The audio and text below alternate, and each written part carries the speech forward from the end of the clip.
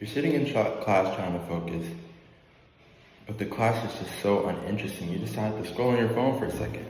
Then you look up and you're on an entirely different subject. Though a scroll or two might have felt nice, wouldn't you rather want to understand what you're being taught?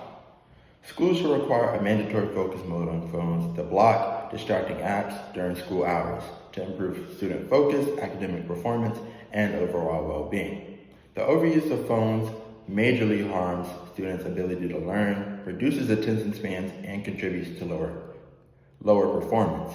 And such a problem isn't going away. It's only growing year after year. Research from sources like Common Sense Media, Pew Research Center, and the Journal of Education Psychology shows students spend over 7 hours on screen time outside of schoolwork. And those interruptions, even short, reduce comprehension and memory. Today, I will show you exactly why smartphone distraction is a growing problem, what we can do to solve it, and what will happen if we don't. So let's start on what we can do.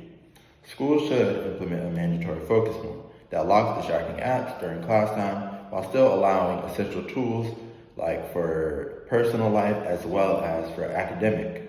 A product like Brick, a device that blocks apps specifically with just a tap, is easy to achieve that goal as well as being easily controlled by a teacher. Studies through the Journal of Education Psychology show that students perform better when these distractions are limited, meaning that something like this would immediately support learning. Let's say this was left unsolved though. According to Common Sense Media, this would result in seeing an academic decline with teachers facing even more distractions and even more disruptions, and students potentially developing even worse attention spans.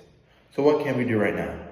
So there are actually already existing features on phones that could be used to build better habits with students or to gain up to that point of no phone. But for adults, they're the ones with the most authority. So they're the ones to fight to get these conditions met for the sake of the students, of course.